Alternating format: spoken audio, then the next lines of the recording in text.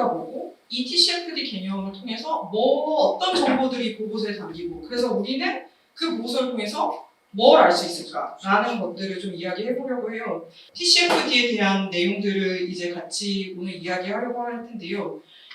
어쨌건 TCFD가 뭐고 이게 왜 등장했는가에 대한 이야기들을 먼저 하기 전에 TCFD가 뭔가 TCFD 한데 TCFD가 뭔가 네 이렇게 긴 영어 단어들의 약자를 이제 TCFD라고 합니다. 근데 이 기후변화 관련된 재무 정보 공개를 위한 태스크포스 이게 이제 어쨌건 TCFD 보고서라고 이제 통칭해서 얘기하는데 이제 곧 이어서 설명하겠지만 TCFD를 권고안을 만들면서 태스크포스가 이를테면 어떻게 하면 기후변화와 관련된 정보들을 사람들에게 보여줄 수 있을까에 대해서 어떻게 이 정보를 공개할 것인가에 대한 기준을 좀 만들었고 가이드를 만들었고 그걸 이제 연구하면서 이 가이드가 나왔습니다. 근데 이제 이 TCFD를 얘기하려면 우선은 좀 당연하게도 이 기후변화 관련해서 왜 기업이 기후변화와 관련한 정보를 공개해야 하느냐 기업이 왜 여기에 대해서 이를테면 책임을 지거나 의무를 가지거나 혹은 자율적으로 이걸 공개한다 하더라도 왜 해야 하느냐 왜 사회가 이것들을 기업에 요구하고 있느냐에 대한 질문들이 사실은 연결되죠. 그러면 이제 사실 다들 좀 짐작하시겠지만 ESG라는 개념이 이제 등장합니다. 이 TCFD 보고서와 이 TCFD가 좀 중요하게 얘기가 되는 거는 기업들이 ESG 경영을 해야 된다, ESG 투자를 해야 된다 이러한 흐름들 속에서 이제 TCFD가 같이 이제 제시가 됩니다. 근데 ESG를 이제 뭐라고 정의하느냐 이제 인터넷에 쳐보거나 그러면 대체로 ESG는 친환경, 사회적 책임 경영과 그 다음에 이제 투명 경영을 통해서 지속 가능한 발전을 추구하는 것을 추구하는 기업 경영 방식을 의미한다고 이제 통상 이야기합니다. 근데 이 ESG는 지속 가능한 발전에 대한 개념을 이야기를 하는데 왜 기업이 지속 가능한 발전, 그러니까 이 지속 가능한 발전이 왜 기업과 연결되느냐, 그리고 이 지속 가능한 발전이 무엇이냐와 또 당연히 이제 연결되겠죠. 근데 이제 저희가 SDGs, MDGs 이런 얘기들을 많이 하는데 지속 가능한 발전은 유엔에서 이제 2015년도에 발표된 거고.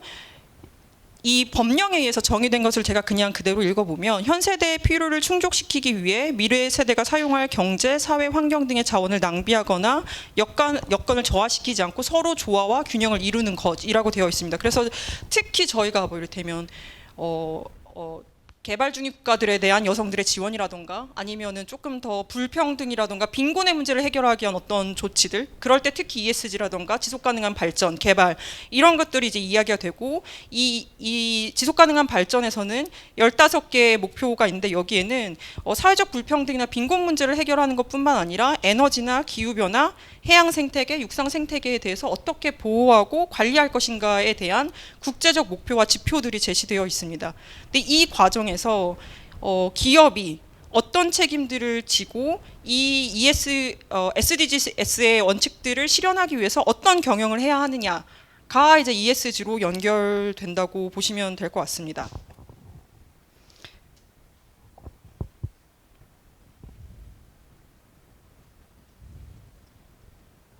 네, 그래서 이제 조금 더 이 SDGs, 그러니까 지속 가능한 발전이 등장하게 되는 흐름들을 한번 이야기를 하면서 TCFD에 대한 개념들을 같이 이야기 드리려고 하는데요.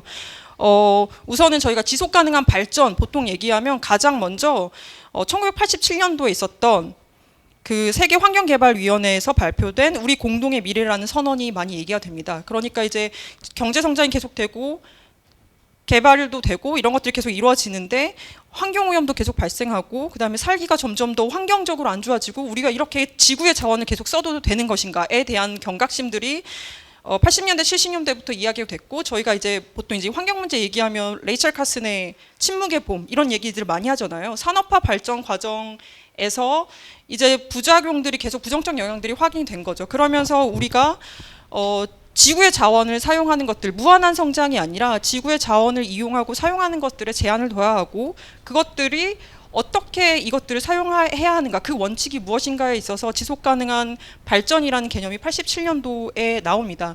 그러면서 이제 뭐 80년대, 70년대, 80년대, 90년대 초반까지 뭐 지금도 마찬가지지만 계속해서 우리에게 경각심을 주는 환경오염 사고들이 서구에서 많이 터집니다. 가령 뭐 대기오염 사건이라던가 아니면 러브커널 사건에서 유해 물질이 마을 주변 지역에 묻혀 있는 게 확인돼서 주민들이 건강 피해를 입고, 혹은 아이가 태어나는 기형아 생산이라던가 아니면 유산 비율이 높아지는 그런 환경오염 사고도 있었고, 또 다른 한 가지 사건은 1989년에 알래스카에서 대규모 기름 유출 사고가 발생합니다. 이게 아마 그 원유 송유관이었던 걸로 제가 기억하고 있고, 거기에서 기름 유출 사고가 이제 대규모로 발생하면서 이때 미국에 있는 환경단체가 어떤 것을 발표하냐면 발대주 원칙이라는 걸 발표해요. 그러니까 기업이 경영활동을 하고 경제활동을 하고 산업활동을 할 때 환경에 대해서 어떤 책임들을 지어야 하는가, 이 기름 유출 사고가 나고 난 다음에 기업이 이런 환경에 대한 책임을 지어야 한다라고 하면서 발대주 원칙을 발표하고, 이 원칙은 이 슬라이드 안에는 설명되어 있지 않지만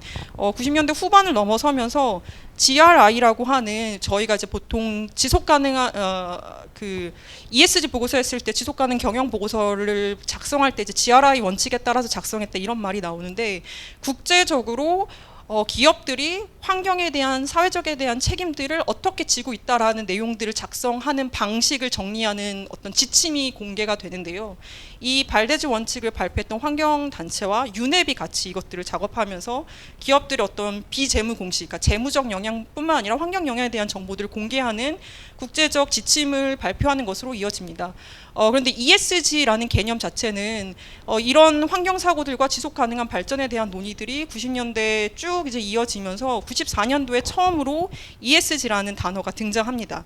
이 94년도에는 이제 90년대 초반부터 이 지속 가능 경영, 지속 가능한 발전 이런 부분들에 대한 논의들이 국제사회 안에서 유엔이나 국가들 사이에서 계속 지속적으로 이어져 왔었고, 이 지속 가능한 발전에 있어서 금융기관이라던가 기업들이 어떠한 역할들과 책임을 지어야 하는가에 대한 논의들이 있어 왔습니다. 그러면서 이제 ESG 경영이라는 단어가 이제 90년대 중반에 등장하고, 이것이 본격적으로 사용되기 시작한 건 2006년도에 유엔에서 책임 투자의 원칙이라는 것이 제정되면서 이제 국제사회에서 자연스럽게 통용되고 사용되기 시작합니다.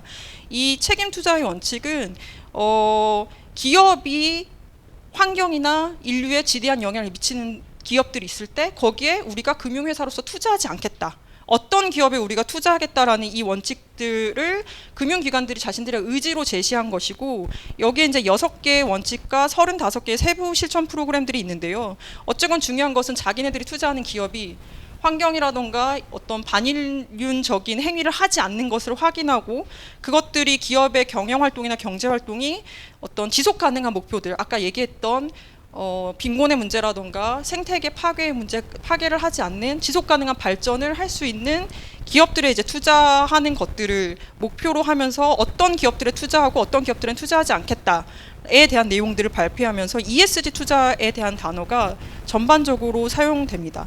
이러한 논의들은 어쨌건 기업이나 금융기관들이 스스로 자발적이고 미래지향적인 투자의 원칙으로 ESG 개념을 제시했고, 자신들이 투자에 대한 의사결정을 했을 때 지속가능한 발전의 원칙을 표명하겠다라는 것들을 철학적으로 제시했다고 볼 수 있습니다. 그러다가 이제 2015년도에 파리 협약이 이제 있죠. 저희가 이제 사실 파리 협약 계속 얘기하는 이유는, 이 파리 협약과 2018년도에 이제 IPCC 보고서를 통해서 우리가 지구의 온도 상승, 지구의 평균 온도 상승을 1.5도씨 이내로 억제해야 한다라는 어떤 국제적인 합의를 이뤄냈기 때문에 이 파리 협약이 특히나 더 중요하게 되는데요. 이 파리 협약을 통해서 1.5도 이내로 지구 온도, 평균 온도 상승을 억제하겠다는 원칙이 수립되면서 모든 국가들이 뭘 하고 있냐면, 우리가 국가 차원에서 온실가스 감축을 어떻게 하겠다, 2050년도까지 어떤 계획들을 어떻게 해서 탄소 중립을 달성하겠다, 이런 계획들이 이제 제시가 됩니다. 그래서 이를테면 석탄 화력 발전소를 재생에너지로 바꾼다던가, 아니면 고탄소 산업이라고 하는 것들을 산업 전환을 한다던가 뭐 에너지 효율을 높여서 뭔가 새로운 방식의 효율성을 높이고 탄소 배출하는 기존의 메커니즘을 바꿔내겠다라는 목표들을 발표하게 됩니다. 그랬을 때 이 전 인류적인 노력, 1.5도씨 온도 상승 1.5도씨 이내로 억제하겠다는 이 인류적인 노력, 인류의 노력에서 기업도 당연히 책임을 질 수밖에 없는 거죠. 이 기업들이 어떻게 하면 이 전 세계들이 같이 노력하는 탄소 중립의 노력 속에서 같이 이것들을 대응할 수 있을까에 대한 논의가 하나가 있고, 또 다른 한 가지는 기후 위기 자체가 산업에 어떤 영향을 주는 핵심적 요인으로 작용했다라는 것들을 금융사회와 국제적 사회가 이해하기 시작하면서 기업과 기후 위기의 관련성과 영향성을 검토하기 위한 논의들이 제기가 됩니다. 그러면서 이 TCFD에 대한 그 구체적인 얘기들이 시작이 되는데요. TCFD는 기후 위기가 경제에 미치는 영향이 너무나도 분명하고, 또한 기업이 기후 위기에 영향을 미치고 있다는 사실에 대해서 상호 인정하면서 이 부분들을 어떻게 관리할 것인가에 대한 국제적 논의를 통해서 마련된 지침이라고 할 수 있습니다. 아까 파리 협약에서 이제 1.5도씨에 대한 얘기들을 했었는데요. 이 파리 협약이 이루어진과 동시에 함께 G20라고 하는 이제 주요 국가들이 기후 위기가 금융에 어떤 영향을 미칠 것인가, 기후 위기가 경제에 어떤 영향을 미칠 것인가에 대해서 검토할 수 있는 지침이라던가 가이드를 만들어 달라라고 금융안전위원회라고 하는 FSB에 요청을 합니다. 2008년도에 특히 세계 금융 위기가 있었고, 이 기후 위기의 어떤 영향들, 예측 불가능한 영향들이 제조업이라던가 산업에 영향을 미치고 그게 연쇄적으로 금융에 영향을 미쳤을 때 전 세계적인 경제 위기가 더 심각해지고 2008년 못지않은 영향들로 미칠 수 있을 거라는 이야기가 있었던 것이고요. 이 현실적인 우려에 대응하기 위해서 TCFD 가이드라인을 검토하기 시작합니다. 이 이제 2015년도에 파리 협약 이쯤에 G20 재무장관들과 중앙은행 총재들이 금융안정위원회에 기후 변화 관련한 가이드라인을 검토를 요청을 하고, 이게 이제 TCFD 아까 얘기했던 태스크포스를 2015년도에 설립하고 2017년에 TCFD를 통해서 기업들이 기후 변화 관련한 비재무 정보를 어떻게 공시해야 한다라는 내용들을 발표하게 됩니다. 오늘은 이 TCFD가 어떤 내용들을 주로 담고 있고, 그래서 이것을 통해서 우리가 어떤 내용을 알 수 있는지 아주 여러분들께 거칠고 입문하는 이 마음으로 소개해드리는 자리입니다. 그래서 여기까지 제가 이제 TCFD가 어떻게 해서 등장됐는지에 대한 배경을 간단하게 설명드렸습니다. 그래서 이제 앞으로는 TCFD의 어떤 위상이 어떻고, 여기에서 구체적으로 기업들이 요구하는 정보에 어떤 내용들을 담아야 하는지에 대해서 간략하게 이야기 드리도록 하겠습니다. 우선 TCFD가 2017년도에 가이드라인이 권고안이 어떻게 기업들이 비재무 관련한 정보를 공시해야 된다라는 내용들이 제출되고 나서 많은 국가들과 그리고 기업들 그리고 금융 기관들이 TCFD에 대한 지지를 선언합니다. 그래서 지금 사실 현재로서는 가장 광범위하게 비재무 정보, 그러니까 기후 변화 관련한 재무 정보를 어떻게 공개해야 되느냐에 있어서 TCFD가 되게 기본적인 지침으로서 사용되고 있는 상황입니다. 그 구체적 내용들이 어떻게 담겨져 있는지를 조금 살펴보도록 하겠습니다. 네, 아까 이제 기후 위기가 어떻게 기업에 영향을 미치느냐, 혹은 기업의 활동이 어떻게 기후 위기에 영향을 미치나, 사실 저희가 경제 활동이 기후 위기에 어떤 영향을 미치는지는 사실 다들 짐작 가능하실 거라고 생각하고, 또 한편으로는 기후가 기업의 경영 활동에 어떤 영향을 미치는지도 사실 다들 어느 정도는 짐작하실 거라고 생각해요. 지난번 태풍이 왔을 때 포스코 고로가 50년 만에 처음으로 셧다운을 했었죠. 그리고 최근에 이번에 비가 많이 와서 남부지방이 정말 비가 조금 강수가 채워져서 다행이긴 한데, 산단 지역에서 공업 용수가 확보가 안 돼가지고 되게 많이 논란이 됐다고 합니다. 서울만 해도 그 물 문제가 그 정도는 아니었기 때문에 조금 크게 오진 않았겠지만, 지역에서는 특히 기업 설비 시설 주변으로 환경이 어떠하고 물 문제라던가 원자재나 에너지 문제가 어떻게 되느냐에 따라서 기업들이 실질적으로 기후 위기에 영향을 받고 있죠. 우크라이나 전쟁이 있어서 에너지 위기도 있었지만 또 한편으로는 전쟁과 기후 위기로 인해서 원자재 가격이 상승했을 때 기업들이 제품 생산에 대한 단가에 영향을 미치고 그것이 제품의 가격이라던가 시장에 영향을 미치면서 금융 전반에 대한 영향으로 연쇄적으로 영향을 미칠 수밖에 없게 됩니다. 이러는 과정에서 기후 위기가 산업에 미치는 영향은 더 이상 그냥 환경단체들만의 주장이 아니라 실질적인 실물 경제에서 드러나는 현상으로서 이해되고 있고 TCFD는 기업들에게 이러한 정보들을 어떻게 구체적이고 명료하게 이해관계자들과 투자자들에게 공개할 것인가를 규정하고 있습니다. 그 원칙으로서 하나가 재무적으로 이것들을 공개할 것을 요구하고 있어요. 기후위기와 저탄소 경제 전환이 기업에 미치는 영향을 재무적으로 공개할 것을 요구합니다. 근데 이 재무적으로 공개하는 것이 뭘까라는 생각들을 하게 되는데요. 저희가 이제 사실 뭐 여기서 투자를 하시나요? 선생님들 혹시 주식 갖고 계신가요? 뭐 이렇게 좀 채권 뭐 요즘에 아니면 비트코인이 뭐 이런 거 갖고 계신 게 혹시 있을지 모르겠는데요. 이 재무적으로 정보를 공개한다는 것은 한편으로는 기업이 기후 위기를 통해서 겪고 있는 어떤 가치의 영향, 수익의 영향, 손해의 영향, 손실의 내용 이것들을 사실은 담고 있는 거죠. 그리고 또 재무적이라고 하면 숫자죠.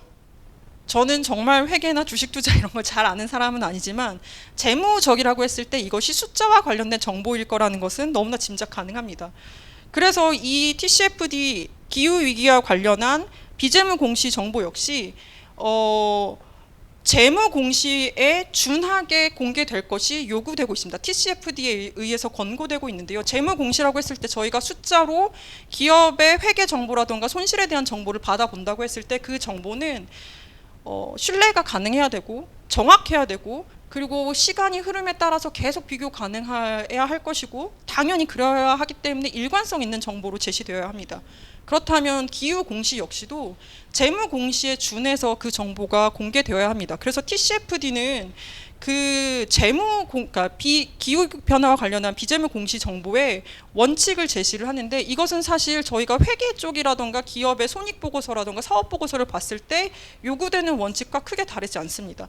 몇 가지를 조금 총 7가지 원칙이 있는데요. 7가지 원칙을 살펴보면 당연히 관련 정보를 제시해야 되죠. 저희가 TCFD 보고서라고 공개했다고 자료를 볼 때 이 TCFD 기업이 우리 TCFD 보고서 공개했어라고 해서 이제 자료를 보면 간혹 어떤 자료가 있냐면 지역에서 음악 콘서트 했던 것도 TCFD 보고서라고 이제 제시하는 경우가 있거든요. 근데 사실 그거는 지역 뭐 사회공헌으로서 지역 사회에서 청소년들이나 어린이들과 같이 음악 콘서트를 할 수 있지만 그게 기후 영향과 관련한 정보거나 재무 정보는 아닐 수 있습니다. 그렇기 때문에 정보 공개는 기후 변화와 관련한 정보 그리고 그것이 기업의 재무에 어떤 영향을 미치는지에 대한 정보를 명확하게 제시해야 되고 당연히 그 정보는 구체적이고 완벽성을 추구해야 합니다. 특히 이 완벽성은 미래에 잠재적인 기후 영향에 대한 것들도 같이 포함돼서 이 정보들이 어떻게 도출되고 확인되었는지에 대한 내용들이 같이 포함되어야 할 것 같습니다. 세 번째 원칙은 이해하기 쉬워야 하고 당연히 그래야 되겠죠. 그리고 명확하고 균형이 있어야 된다고 규정하고 있습니다. 이 이해하기 쉬워야 한다는 것은 아까 TCFD가 재무적 영향에 대한 정보를 주기 때문에 내가 뭐 가령 전기 회사 아니 뭐 전자 제품을 만드는 회사에 투자하고 싶어 라고 했을 때 제가 정말 빠삭하게 회계라던가 투자 정보를 너무 잘 알고 있는 사람이라면 괜찮겠지만 제가 이제 막 투자를 하려고 했어요. TCFD 보고서를 봤을 때 조금 전문가들에게도 이해할 수 있고 그들이 필요로 한 정교한 자료도 제시되어야 하지만 저처럼 투자에 대해서는 잘 모르는 사람도 대략적으로 이 정보가 무슨 내용인지 이해 가능하게 정보가 제시되어야 한다고 원칙으로 권고되고 있습니다. 또한 아까 이야기했던 것처럼 저희가 기업의 사업 보고서라던가 재무 정보를 봤을 때 10년 전에는 이랬지만 5년 전에는 수익이 어땠고 지금은 어떻고 앞으로는 또 어떨 것 같아 라는 비교가 가능하기 위해서는 일관된 정보로서 제시가 되어야 하고요. 그리고 특히 정보 공개는 산업별 혹은 섹터별 조직 간 안에서 서로 비교 가능하게 정보가 제시되어야 합니다. 그래야만이 제가 만약에 전자제품 회사를 투자한다고 했을 때 A, B, C, D 회사가 있으면 A에 투자할지 B에 투자할지 C에 투자할지가 이 비교 가능한 정보로 제시돼야지 어떤 회사가 더 기후위기와 관련한 정보 공시를 잘하고 있구나를 파악할 수 있습니다. 또한 이렇게 비교 가능한 정보로 제시가 됐을 때 제가 A기업에 다니고 있는데 B기업이 기후위기에 대해서 이렇게 대응하네, 국제사회의 어떤 그 탄소 배출에 대한 규제에 대해서 이렇게 대응하네, 이런 것들을 보면서 사실 서로 벤치마킹할 수 있고 이것들이 산업의 발전에도 영향을 당연히 주게 되겠죠. 이런 부분에 있어서의 비교 가능한 정보로 제시되는 것이 원칙으로 또한 같이 있습니다.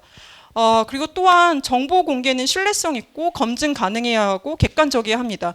TCFD에 대한 자료를 얘기했을 때 아까 이게 기후 변화와 관련한 재무 영향들이 있다고 이제 이야기했잖아요. 그러면 뭐 가령 우리 공장이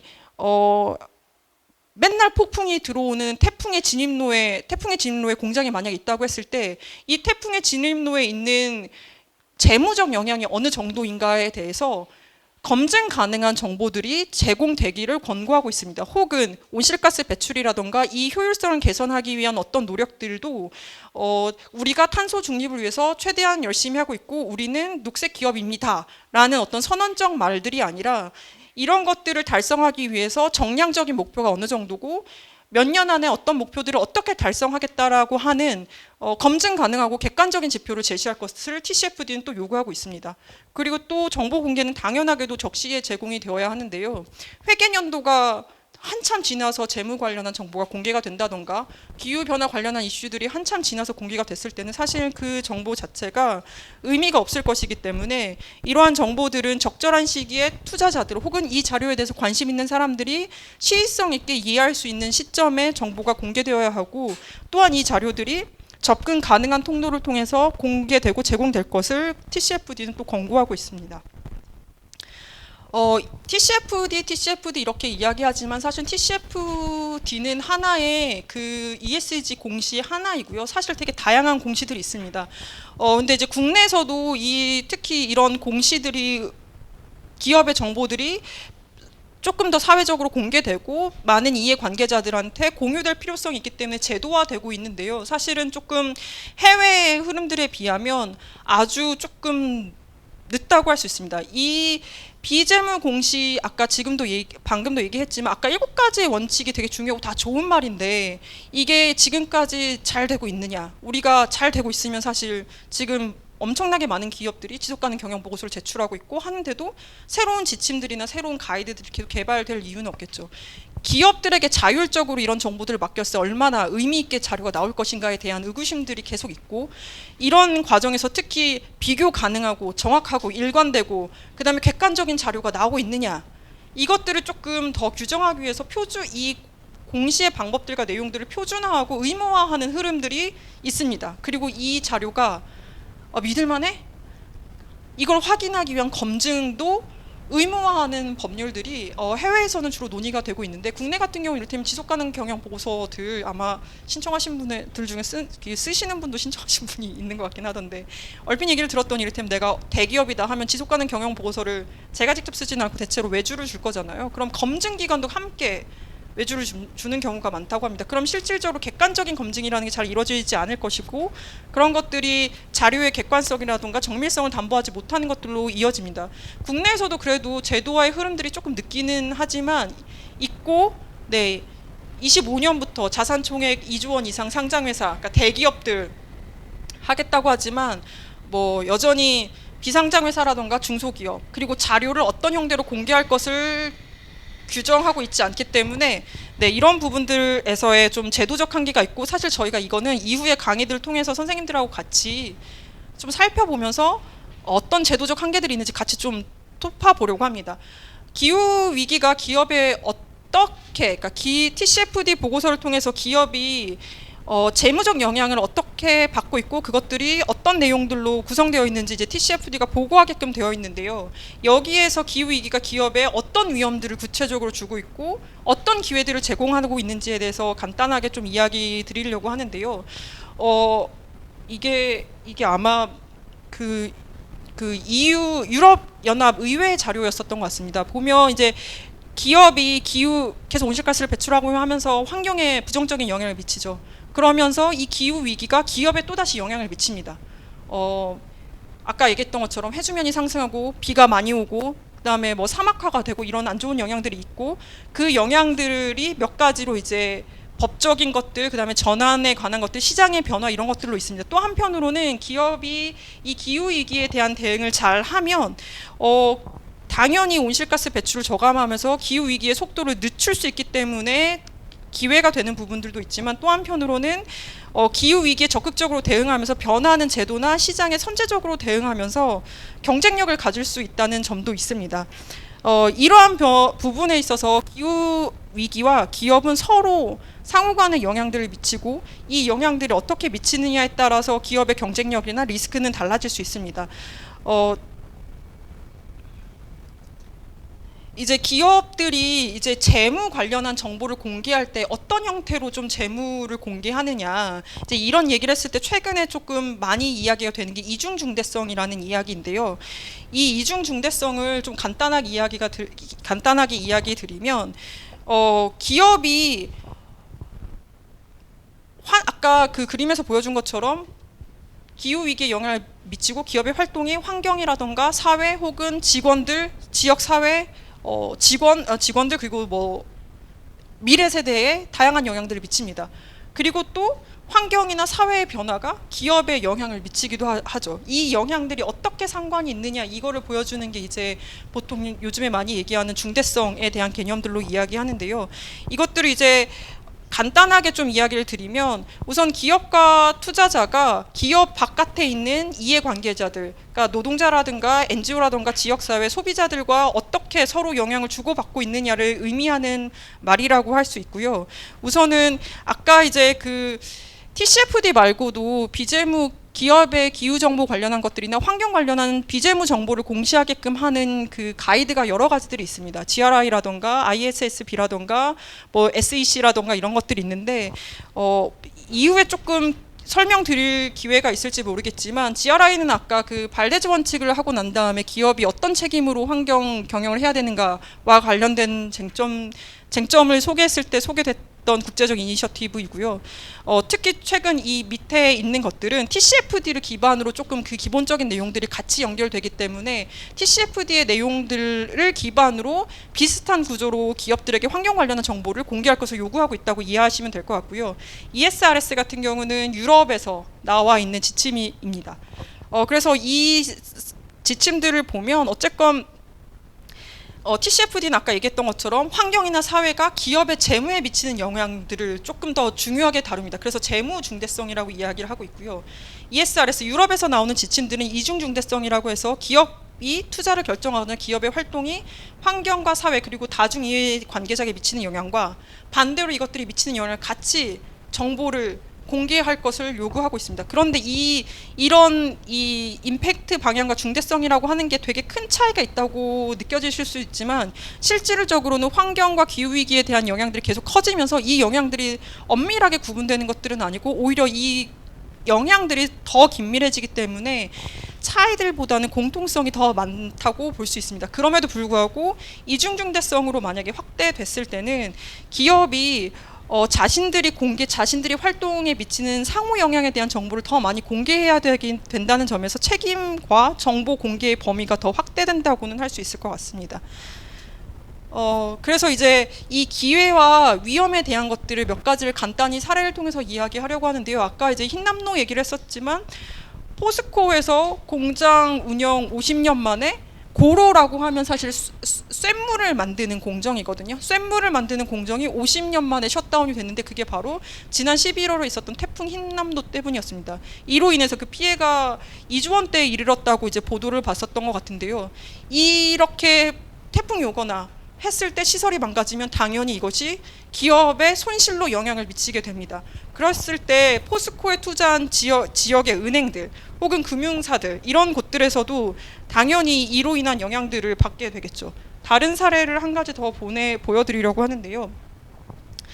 네, 남부지역 가뭄, 이번에 비가 와서 광주 지역은 되게 다행이라는 얘기를 하는데, 여수산단하고 그 광양만 산단 쪽에 공업용수 대란이 있었다고 합니다. 서울에 사는 저희들은 이 가뭄 이슈에서 조금 더 둔했겠지만, 지역에서는 지난해부터 이 가뭄 문제가 너무 심각했다고 하죠. 그래서 계속 이 가뭄 문제가 계속 있다 보니까 사용량이 1월 월 평균 사용량이 거의 네. 기사를 그대로 제가 카피해 온 거거든요. 이렇게 차이가 있을 정도로, 그리고 지속적으로 물 문제로 인한 이슈들이 발견되고 있습니다. 이렇게 제조하는 기업들이 기후위기에 대한 영향들을 받고, 또 혹은 저탄소 산업으로 산업 자체가 바뀌었을 때, 철강과 산업 같은 경우는 대표적으로 탄소 배출이 많은 사업인데, 탄소 배출에 대한 국제적인 시장적인 그리고 국가적인 규제가 강화됐을 때 이런 것들이 제조 산업에 영향을 미치고, 그것이 다시 아까 이야기 드렸던 제조 산업에 투자했던 금융사들, 그 다음에 투자자들, 그리고 주식을 갖고 있는 개인 투자자들에게 영향을 미치고, 이게 전반적으로 금융 위기로 연쇄적으로 영향을 미칠 수 있다라는 위기 의식들이 TCFD를 통해서 확인되고, 그것에 대한 정보들이 공개되어야 한다고 TCFD는 권고하고 있습니다. 그래서 간략하게 기회와 위험에 대한 그림들을 살펴보면요, 아까 이야기 드렸던 것처럼 물리적 위험은 이제 있고, 그 다음에 전환 위험과 기회가 있습니다. 어떤 기업들은 기후 위기가 강화될수록 기회로 삼을 수 있죠. 이를테면 에어컨 생산 업체는 한편으로는 위기이기도 하겠지만 한편으로는 기회일 수도 있겠죠. 날이 계속 더워지고, 특히 이번에 태국 지역은 벌써 폭염이 엄청나게 있었다고 하던데, 이런 지역들에서는 냉난방 설비가 훨씬 더 많이 판매가 될 거고, 그것은 기후위기로 인한 기회로 이해될 수도 있을 것 같습니다.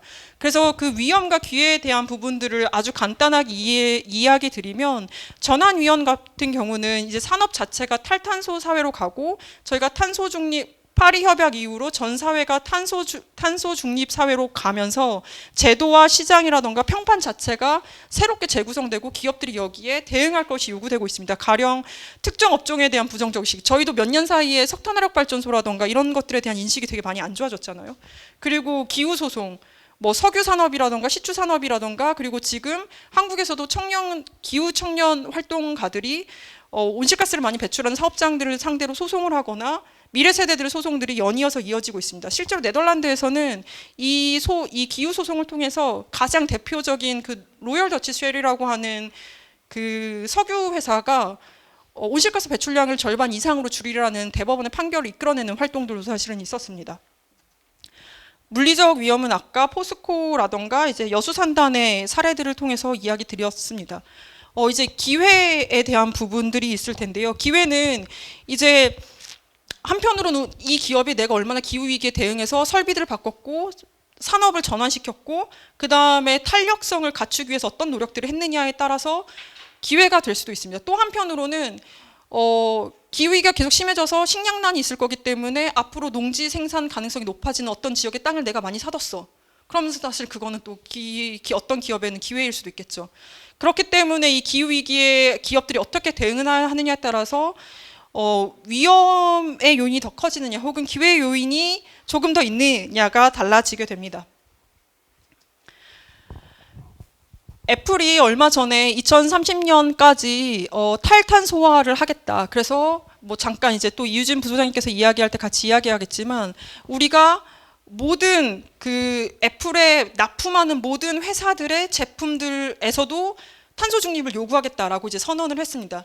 한편으로는 이 애플의 이러한 선언은 애플에게 전자제품을 납품하고 있는 국내 기업이나 다른 계열사들에게는 위험일 수도 있지만, 애플 자체는 시장 변화하는 시장, 소비자들의 패턴 변화에 더 적극적으로 대응함으로써 기후 위기를 기회로서 활용할 수 있다고도 이야기 드릴 수 있을 것 같습니다. 이런 특히 최근에 이제 반도체 산업에 대한 넷제로 요구, 아까 이야기 드렸던 애플이라던가 델이라는 이런 회사들이 공급망 안에서, 그러니까 이 핸드폰 하나를 만들기 위해서 원자재에서 부품을 납품하는 모든 하위 기업들에게 탄소 중립을 요구하면서 그 기업들의 물건을 납품하고 공급하고 있는 국내 기업들이라던가 다른 많은 업체들이 탄소 중립의 요구를 실질적으로 받고 있습니다. 이렇게 시장들이 변하고 있기 때문에 기후위기에 어떻게 대응하고 전략들을 수립하느냐에 따라서 위험과 기회가 기업에 따라 달라질 수 있게 됩니다. 특히 최근 들어서 이제 이 스콥 3이라고 하는 이 범위에 대한 공개에 대한 얘기들이 계속 있는데요. 아까 애플이 스코프 3에 대한 탄소 중립을 요구했다라고 했는데요. 지금까지 기업이 온실가스를 감축하고 기후위기에 대응한다고 했을 때는 스콥 2와 스콥 1에 대한 부분들이 주로 이야기가 됐습니다. 이제 스콥 1은 내가 갖고 있는 공장일 거고요. 스콥 2는 이 공장의 에너지를 쏘는 거죠. 그게 이제 직접 배출량, 간접 배출량에서 지금까지 관리되어 왔고 지금까지 이게 오랫동안 제도화됐기 때문에 상대적으로 조금 객관성 있는 자료로 지속적으로 공개되어 왔습니다. 그런데 스콥 3이 최근에 이슈가 되고 있어요. 근데 이 스콥 3은 크게는 업스트림과 다운스트림으로 얘기하는데요. 이 업스트림은 제품이 생산되기까지, 그러니까 원자재가 와서 공장에서 돌아서 생산이 되죠. 그다음에 다운스트림은 이게 소비자들이 사용하고 버려지고 폐기가 완료되는 시점입니다. 그래서 핸드폰을 제가 애플 매장에 가서 사고 이거를 쓰는 동안에 발생하는 탄소 배출, 그리고 폐기하는 과정에서 탄소 배출을 모두 다 관리할 것을 점차적으로 요구받고 있고, 스콥 1이나 스콥 2에 비해서 스콥 3의 온실가스 배출량이 비교되지 않게 많을 것입니다. 특히 제가 만약 자동차를 탄다고 했을 때 그 배출량은 타는 내내 온실가스가 배출될 것이기 때문에 이것들을 이 제품의 사용과 폐기에 대한 과정들까지도 자동차 생산업체 일정 정도 책임을 지음으로써 온실가스 배출에 대한 관리를 기업들에게 더 강화해서 요구하는 흐름들이 계속해서 있어 옵니다. 그래서 이제 전반적으로 TCFD가 어떤 구조들로 그리고 어떤 정보들을 만들어서 공개할 것을 요구하고 있는지를 이야기해 드렸는데요. TCFD가 아까 이제 잠깐 앞으로 돌아가서 2017년도에 TCFD가 권고되었을 때 네 가지 그 카테고리에 따라서 공개를 하라고 이제 이야기를 했는데요. 그 내용이 뭔지 간략하게 이야기 드리고 제 이야기는 마치려고 합니다. TCFD의 프레임이라고 표현을 하는데요. TCFD가 기업의 어떤 자료를 공개해라라고 했을 때는 이 네 가지 범주에 따라서 세부적인 내용들이 있습니다.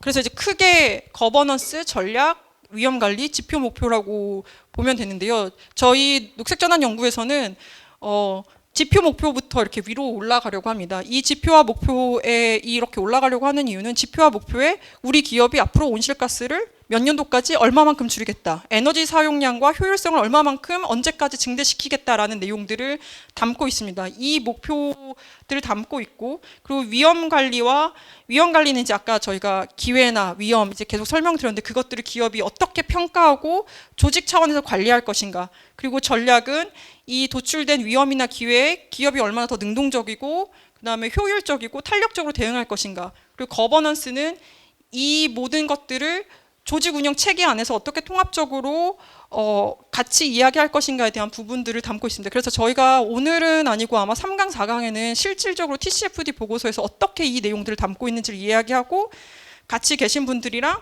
보고서를 조금 쪼개서 보려고 하거든요. 그러면 이 내용들을 조금 더, 사실 이렇게 보면 잘 이해가 되기 어렵긴 하지만 네, 그렇게 조금 더 볼 수 있는 기회가 있다라고 얘기 드리고, 이 네 가지에 따라서 실질적으로 정보해야 되는, 그러니까 공개해야 되는, 설명해야 되는 자료가 무엇인지 TCFD가 제시하고 있는 내용을 그대로 가지고 왔습니다. 그래서 이제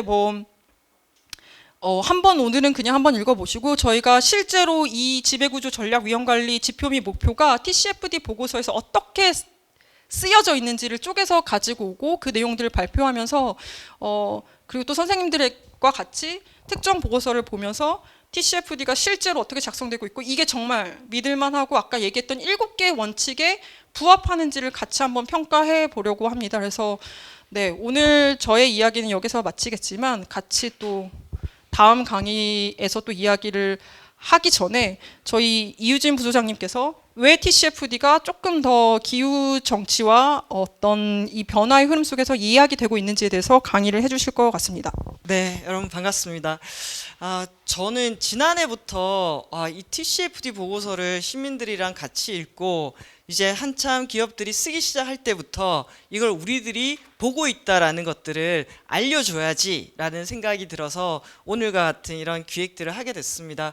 우리 배보람 연구원님 발표하시는 거 들으면서 여기 계시는 분들도 이 기후 위기 그리고 기업의 이 탄소 중립과 관련한 정책들을 알고 있는 스펙트럼이 상당히 다양할 텐데 일단은 조금은 기본적인 것부터 시작해가지고 제가 고민하는 것까지 펼쳐 보도록 하겠습니다. 저는 그 ESG 얘기도 있고 그 다음에 이제 TCFD 등장 이게 어떻게 전개가 되는지 이런 것들까지 좀 얘기를 해보려고 하는데요.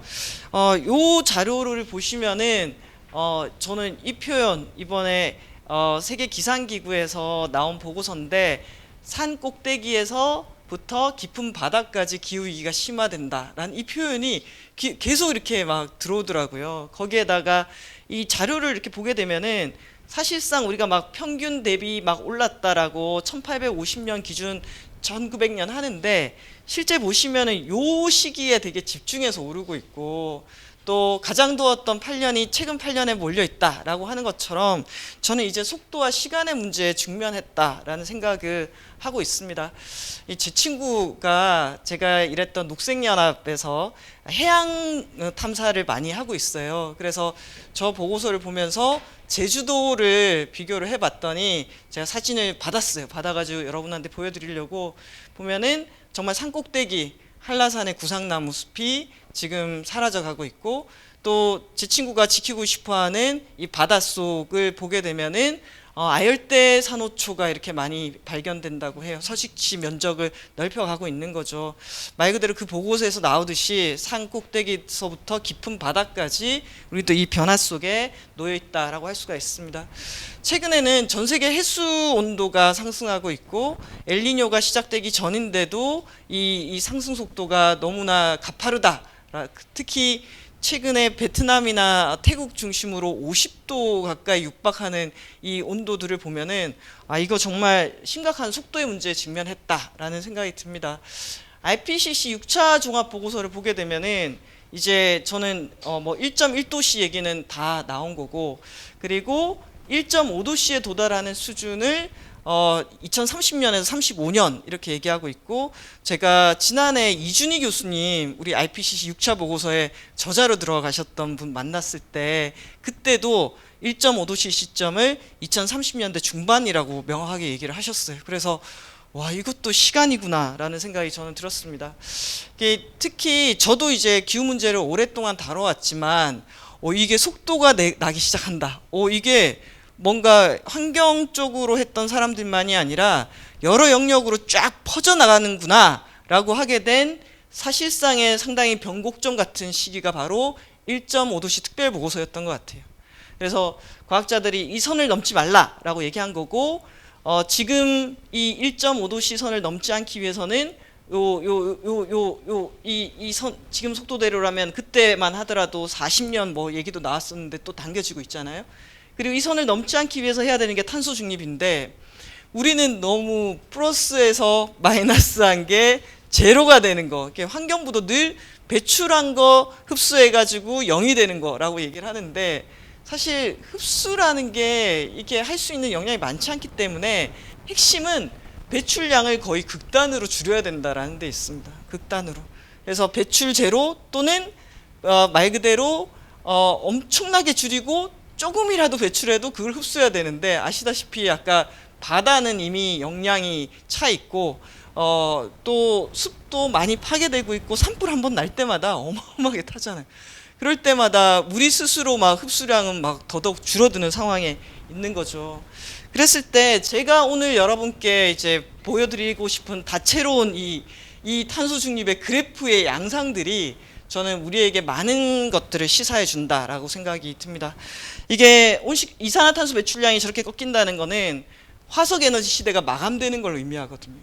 1차 에너지를 우리가 어떻게 쓰는가라고 봤을 때 맨 밑에 깔려 있는 게 전통적인 바이오 연료라면은 1850년 석탄, 석유, 가스 아까 제가 언제부터 평균 온도가 쫙 올라간다라고 했을 때 사실 우리가 화석 에너지를 집중해서 쓰기 시작한 요 시기를 중심으로 해서 집중해서 지금 CO2가 배출되고 온도가 올라가고 이게 다 맞아떨어지는 이 시기에 우리가 살고 있는데 탄소 중립은 배출 제로에 가깝게 되는 거고 화석 에너지 안 써야 되는 거고 이걸 몇 년 안에 이제는 30년도 아니에요.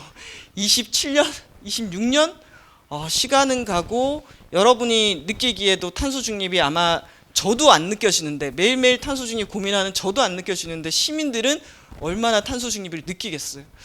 말은 했으나 전혀 실감나지 않는 상황이 우리에게 있고, 우리가 가야 될 일들은 정말 엄청난 일을 해야 되는 상황이고, 그래서 이번 IPCC 보고서에서 가장 유명해진, 가장 인사이트를 준, 와, 우리가 지금 1.1도에 이렇게 와 있는데 2020년이 생이 앞으로 몇 도씨 오른 지구에 살아갈지를 우리가 결정한다. 그래서 6차 보고서도 그거였잖아요. 지금 우리가 어떻게 하는가가 수백 년, 수천 년을 좌우하게 될 것이다. 와, 지금 우리는 엄청난 변곡점에 있는 것 같아요. 그래서 이게 지난해 UNEP의 이제 배출 격차 보고서인데요. 이 격차 보고서를 보면은 약간 격세지감 같은 게 느껴져요. 왜냐하면 이전에도 한국은 주구장창 BAU 개념을 써가지고 전망치 대비 감축량 이런 것들을 논의했었는데, 2018년 IPCC 보고서 나오고 2020년 탄소 중립이 본격화되면서 다들 이 탄소 중립의 시점을 찍기는 찍어요. 물론 이게 2050년도 있고 뭐 2060년, 중국처럼 인도처럼 2070년도 있는데, 다만 이 한계를 어디에 찍고 있다라는 것들은 저는 좀 의미는 있는 것 같아요. 문제는 2030년까지 이 어떻게 갈 거냐, 그리고 하살표의 방향이에요. 이게 일관되게 내려가야 되는데 위로 올라가는 나라들이 있겠죠. 그래서 탄소 중립 선언을 많이 하기도 했는데 실제로 배출 정점에 이르지 못한 나라들도 많으면서 배출 격차 얘기를 하고, 이 상황대로라면은 2.4도씨, 2.6도씨 얘기를 하고, 이 IPCC 보고서도 현재 우리가 제시된 NDC 하에서는 이렇게 1.5도씨, 2도씨 경로가 아니라 정말 평행한 요 상황으로 갈 것이다라는 전망을 하고 있습니다. 그래서 기후변화나 탄소 중립의 관점에서 보면은 우리는, 여러분과 제가 이 시대를 살고 있잖아요. 2023년. 와, 엄청난 무게감이나 부담이 느껴지는 시기이기도 하고, 엄청나게 부담스러운데 또 여기서 나이에 따라서 또 배출한 양도 책임이 그만큼도 느껴지는 이 시기에 우리가 있는 게 아닌가라는 생각이 듭니다. 그래서 여기 보면은 넷제로 트래커에 가보면은 어떤 나라들이 몇 개가 도시 단위로 또 리전 단위로 탄소 중립 선언했는지, 그리고 매출액 규모로 1987개 기업 중에서 900개가 탄소 중립을 선언했다라는 게 나옵니다. 이제 이거는 국가 단위에서의 탄소 중립이 진행되고 있고, 그 안에서 경제 활동을 하는 기업들도 탄소 중립에 대한 흐름을 따라갈 수밖에 없다라는 건데, 이제 둘 다 질문이 오는 거죠. 국가는 탄소 중립의 트랙을 가지고 갈 거냐, 한국은 갈 거냐, 그리고 또 기업들은 정말 생산 활동에서 많은 에너지와 자원을 쓰게 될 텐데 그걸 정말 탄소 중립까지 가도록 할 거냐, 여러 질문들이 우리에게 있다라고 보시면 될 것 같습니다. 그랬을 때 저는 2018년도에 IPCC 보고서가 나오고 2019년도에 EU가 탄소 중립 선언을 하고 2020년도에 중국, 한국, 일본, 미국까지 주요한 국가들이 거의 19년에서 20년 사이에 탄소 중립 선언을 쭉 하게 됩니다. 그럼 그렇게 선언한 이후에 지금 한 3년 정도가 흘렀잖아요. 그러면 그 중립을 선언한 것에 따른 후속 작업들이 진행되고 있냐라고 한다면은 우리가 생각했던 것보다는 정말 느리긴 하지만 그래도 변화의 흐름은 있다라는 것들을 EU의 그린딜, EU는 정말 디테일합니다. 그린딜에 나오는 이 하나하나를 보면은 여기 보면 배출권 거래제, 해운, 건물, 교통 이렇게 포함이라든지 제도를 정말 치밀하게 설계를 하고 거기에 플러스해서 규제 정책도 강하게 설정되어 있다는 게 특징인 것 같습니다. 규제 정책이 있기 때문에 기업이 그걸 맞추기 위해서 노력을 또 하는 거죠. 예를 들면 자동차에 대해서 2035년 신차는 내연기관 판매 금지, 배출 제로 차량만 판매할 수 있다라든지 이런 것들. 거기에 그걸 하기 위해서 재정을 투입합니다. 돈이 없으면은 방향을 돌릴 수가 없죠. 그리고 재생에너지 비중을 높입니다. 이게 약간 딱 감축 목표 2030년 중간 목표가 있고 주요 내용 나오고 제도 만들고 돈 투입하고 재생에너지 비중 높이고 이런 것들이 미국이든 아니면 일본이든 이런 형태로 진행이 되면서 예를 들면 흐름을 좀 바꿔주는 것 같아요. 흐름을. 특히 미국 같은 경우에서는 이 바이든과 트럼프로 대치되는 국면에서 선라이즈 무브먼트라는 이런 청년 그룹들이 상당히 영향력 있게 움직였고, 그 청년들이 요구했던 것은 우리는 지구를 파괴하지 않는 일자리를 원한다라는 내용이었어요. 그래서 화석연료 기업으로부터 로비 받거나 정치 자금을 받는 이 정치인에 대해서 낙선 운동을 펼치고, 그린 뉴딜 정책을 옹호하는 곳에 대해서는 지지 선언을 하고, 그런데 또 미국 같은 경우에는 한국은 청년층의 표가 지금 수적으로 적지만 미국은 상대적으로 지금 젊다 보니까 청년 쪽에 이 티켓, 이게 뭐죠? 표의 힘이 상당히 강해요. 강력해요. 그게 중국하고 요즘에 좀 달라지는 지점인데, 미국은 여전히 젊고 중국은 조금은 고령화되고 늙어가는 사회이고, 인구 규모도 최근에 뒤집혔잖아요. 인도가 1위가 됐잖아요. 그래서 미국은 이런 형태로 진행을 하고 있고, 다만 또 EU나 미국은 제도를 세팅할 수 있는 힘을 갖고 있는 국가라는 거죠. 이들이 판을 제도를 통해서 이끌어가고 있습니다. 자, 이런 판 속에서 오늘에 나오는 ESG나 아니면 TCFD 이런 것들을 어떻게 이해할까라고 했을 때, 저는 2005년도에 카트리나가 정말 저한테는 강력했거든요. 와우, 그 뉴올리언즈 일대가 정말 거의 초토화되는 상황들을 봤었고, 그 이후에 보험사가 파산하는 사례들이 있었고, 특히 지난해 같은 경우에는 미국의 허리케인부터 시작해서 산불 이런 게 상당했죠.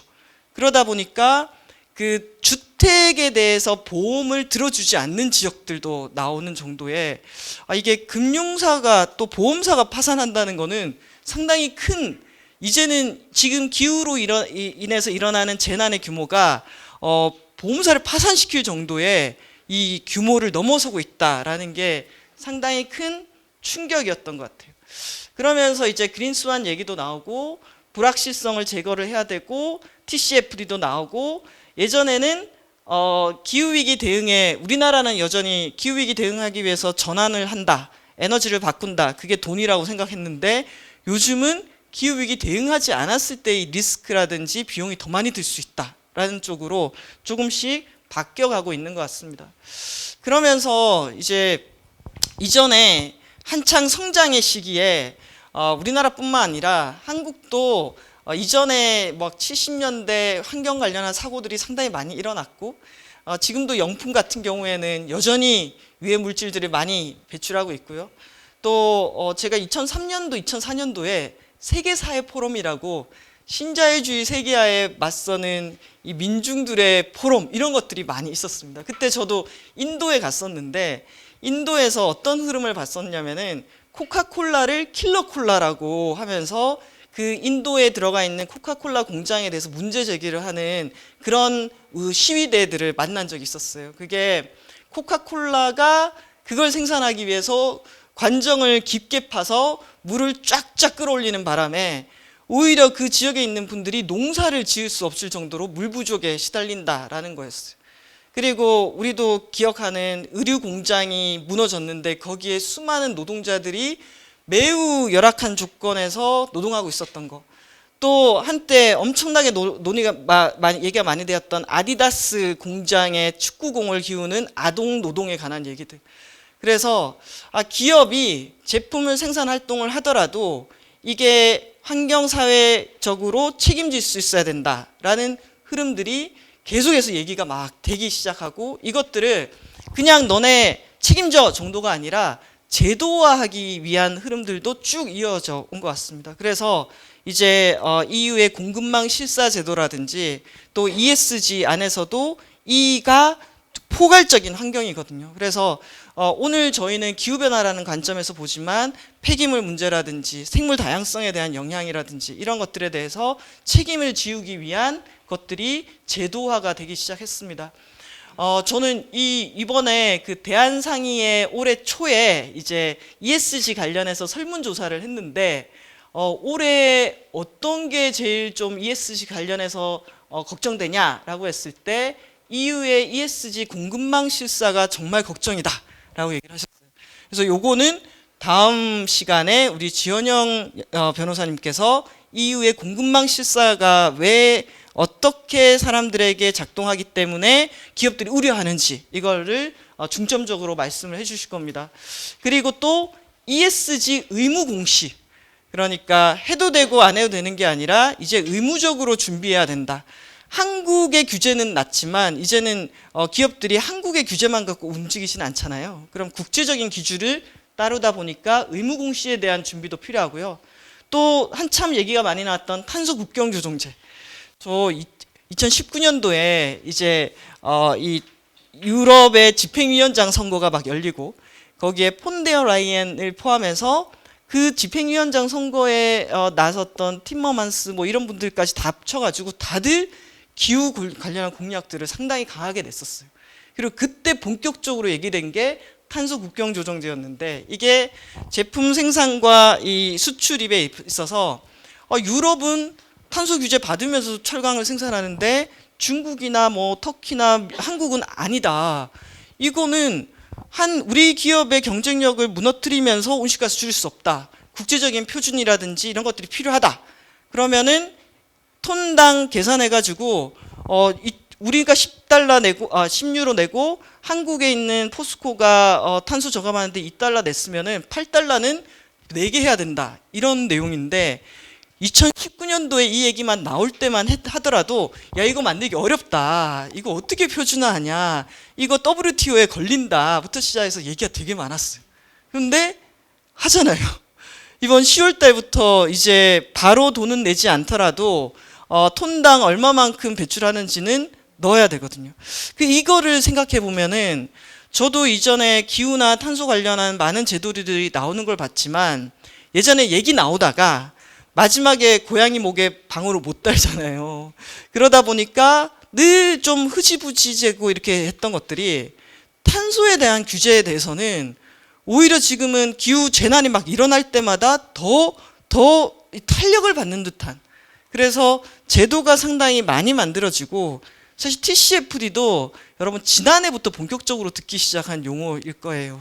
그래서 이런 것들 그리고 예를 들면 기업들이 내부 탄소 가격제를 설정한다든지, 예를 들면 SK 같은 데가 뭔가 새로 투자를 해야 됐잖아요. 새로 투자해서 기업 확장을 하고 싶은데 얘를 투자했을 때 탄소가 발생하는데 그 탄소 발생했을 때 우리가 책정해낸 가격을 계산해 보면은 이 사업에 들어가서 수익하는 것보다 탄소 비용이 더 들 것 같아 라고 하면은 그 사업을 못 하는 거죠.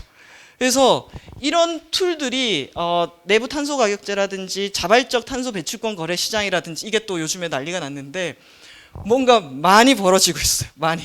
근데 이런 것들을 저 보면서 한편으로 이런 생각이 드는 거죠. 그래, 여러 툴이 생기고 기후 대응을 위해서 규제든 제도든 많이 생기는데 이게 정말 온실가스 감축에 도움이 되게 작동할 거냐, 아니면 떠들썩하게 뭔가 많이는 나오는데 실속은 없고 이게 다른 곳에 가서 새로운 시장을 만들어서 뭔가 더 생산 활동을 촉진시키는 방향으로 갈 거냐. 그런데 이렇게 만들어지는 시장이나 제도들이 너무 복잡해요. 어떤 경우는. 그래서 이거를 우리가 지켜보고 계속 우리의 관점으로 해석하고 있어야겠다. 그리고 이거를 소수만 모니터링하는 게 아니라 여러 명이 같이 보고 살펴볼 수 있어야겠다라는 게 이제 요즘 저도 따라하기 힘들 정도로 막 쏟아져 나오는 제도들을 보면서 갖게 된 생각이었습니다. 그래서 여기에서 또 중요한 게 여러 이 ESG 관련해서 보고서들을 써야 되는데 이 보고서에서 중요하게 기준으로 삼는 게 오늘 배보람 연구원이 얘기했던 TCFD. 그리고 이 TCFD에서 저는 지난해가 상당히 결정적인 순간이었다고 생각하는데요. 이 TCFD에서 기업의 배출 책임을 스콥 3까지 관리하도록 한 것. 이게 줄줄이 엮어가게 만드는 측면에서 이게 포함되느냐 포함되지 않느냐가 상당히 큰 차이를 만들었을 거다라는 생각이 저는 들었습니다. 그래서 여기에 이제 이 공고안이 있고, 공고안에 보면 아까 얘기했던 것처럼 지배구조, 전략, 위험관리, 지표와 목표 이런 것들이 있는데, 지금 저희 연구소에서 한국의 기업들이 쓴 TCFD 보고서들을 막 다운받아가지고 분류해서 여기는 발전사들, 여기는 금융그룹들, 여기는 정유회사들, 여기는 화학회사들 이렇게 보고 있어요. 이렇게 보면서 어떤 것들은 TCFD라는 이름으로 보고서를 낸 곳이 있고 어떤 것들은 지속가능 보고서 안에서 요게 우리 TCFD에 맞춰서 쓴 거예요 라고 인덱스만 규정하는 것도 있고 어떤 것들은 그냥 모아가지고 몇 개 이제 정리해 놓은 것도 있고 그래서 TCFD 보고서라고는 하지만 이게 풀 보고서가 있는 것들도 있고 인덱스만 표시한 것도 있고 다양하게 있어요. 그래서 지금은 사실 TCFD 보고서를 본격적으로 한국 기업들이 쓰고 공개하고 한 게 이제 한 3년 정도가 본격적으로 진행된 것 같습니다. 그리고 지난해 서스틴 베스트를 보게 되면은 한 우리나라 기업 중에 한 160개 정도가 쓰고 있고 아마 올해는 더 많이 쓰게 될 거고 그래서 보고서는 썼다 그러고 우리 기후변화에 관한 재무 정보를 공시했습니다 라고 하는데 정말 이 보고서가 제대로 작성이 되어 있는 건지 아니면은 껍데기만 TCFD 보고서라고 되어 있는 건지 그리고 그 내용에서는 이 기업 그 내용들을 들여다보면은 어떤 생각이 드냐면은 어떤 특정 제품을 생산하는 생산자 입장에서 기후 위기를 어떻게 해석하고 있는지를 볼 수가 있어요.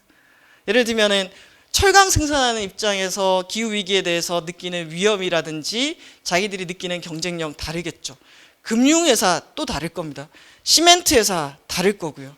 그래서 우리가 그동안 한국의 시민사회도 기후변화 대응에 있어서 우리나라에서 온실가스 제일 많이 배출하는 게 산업계 영역인데 산업계 영역은 정보라든지 내용이 제공되지 않으니까 크게 나오는 그래 포스코가 우리나라 배출량 11% 배출하더라 이런 거 배출 상위 국가 1등부터 5등 1등 기업부터 5등 기업까지 그리고 지금 전체 우리나라 배출량으로 치면 3분의 1 정도인데 전기 사용까지 포함하면은 사실상 현재는 우리나라에서 전력 생산에서 배출되는 양보다 산업 부분에 배출되는 양이 50% 이상을 넘었거든요.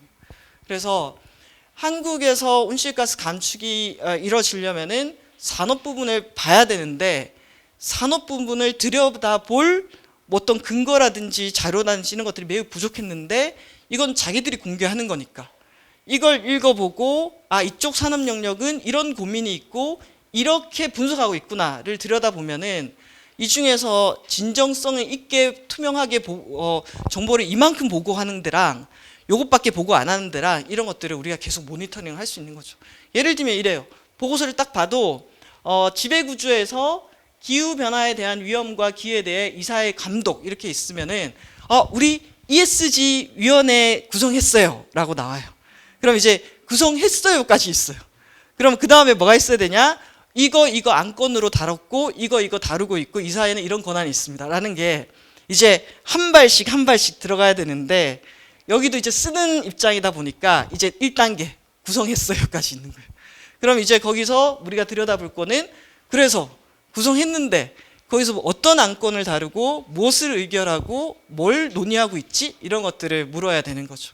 그리고 요거 하나하나에도 예를 들면은 저도 포스코의 이 고로 사고 나고 난 다음에 포스코 TCFD 보고서하고 지속가능 발전 보고서를 딱 봤어요. 그러면은 그 보고서에 따르면은 2도 이내 상승 등 각종 기후변화 시나리오상 어떤 일들이 일어날지에 대해서 전망하도록 하게 돼 있거든요. 리스크에 대해서 전망하고 대처하도록 돼 있어요. 그랬을 때 포스코 보고서를 딱 읽어봤더니 홍수, 재난 뭐 여러 가지가 있잖아요. 근데 딱 보고서에는 가뭄만 들어가 있더라고요. 그러면 포스코는 이 한반도에서 일어날 수 있는 기후 재난으로서 상당히 여러 가지가 있는데 가뭄만 봤구나. 근데 가뭄을 본 거는 예를 들면 아까 그 여수산단 같은 데가 철강에 물이 부족해가지고 해수 담수화해서 막 쓰고 그랬거든요. 그런데 한국 안에서도 각각의 기업들이 리스크 예상을 할 때 봐야 될 영역들이 가뭄만 있는 것은 아니다라는 것들을 보여준 거죠. 그래서 이런 거 하나하나들을 좀 보게 되면은 의미가 있다라는 거고요.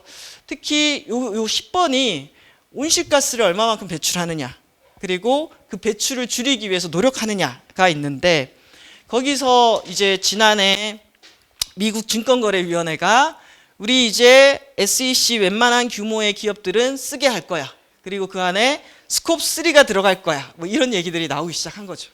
바로 코트라에서 이런 보고서가 나오기 시작합니다. 이 스코프 3까지 확대가 예상되는데 그렇게 됐을 때는 무역 장벽화 가능성이 있다. 이건 무역 장벽화 가능성이라고 한 거는 이 스코프 3의 공시가 한국 기업들에게 영향을 미친다라는 것들을 미리 이제 메시지를 준 거죠. 그랬을 때 이 스코프 3 할 때 아까 스코프 1, 2가 이제 제품 제조라면은 3가 원부자재나 협력업체가 납품하는 과정에서 배출된 CO2를 집어넣는 거고, 여기 보면 수송, 사용, 폐기 이런 게 있잖아요. 특히 저는 요즘에 수송 분야가 상당히 지금 신경을 많이 쓰고 있구나라는 게 이제 느껴지더라고요. 그래서 현재 TCFD 보고서가 한 2, 3년 정도 쓰기 시작했고, 기업들도 지금 헤매면서 막 쓰고 있는 상황이고, 데이터 찾는다고 정신없는 상황이기도 하고, 이런 과정에 있으면서도 또 동시에 스코프 3까지 하라니까 또 이쪽 단위들도 같이 돌아가는 상황이 전개되고 있는 것 같습니다. 그랬을 때 이제 저도 미국 증권거래위원회가 지난해 SEC 스코프 3 한다라고 했을 때 그러면 한국의 미국 증시에 상장된 기업들은 어떤 곳들이 있지? 여기가 이제 보고서 쓰기 시작해야 될 건데, 그러면서 포스코나 신한금융 이런 데의 TCFD 보고서들을 저도 보기 시작한 거죠. 신한금융, 우리나라 금융 쪽도 이 관련 보고서들을 많이 좀 쓰고 있는데요. 그랬을 때 저는 이런 그림들 보는 게 매우 흥미로웠어요. 그러니까 신한금융의 감축 목표예요. 감축 목표가 아까 탄소 중립을 향해서 내려가는 이런 그래프들이 있잖아요. 이런 그래프들이 이 TCFD 보고서를 보면은 각종 기업들의 보고서들도 이렇게 하강해서 2050년도에 탄소 중립에 매칭하는 이런 보고서들이 나오고 있는데, 여기 보면은 신한금융은 이제 자산의 포트폴리오에서 금융 부문의 배출량을 줄여가는 거예요.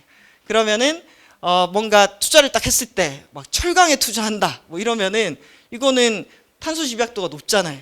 그래서 여기 보면은 2021년 신한그룹의 자산 포트폴리오의 금융 배출량 스코프 3라고 돼 있고, 탄소 집약도가 높음, 탄소 집약도가 낮음. 그럼 이 얘기는 자산의 포트폴리오에서 탄소 집약도가 높은 곳에 대한 투자를 줄이고 낮은 곳으로 이동한다라는 거잖아요.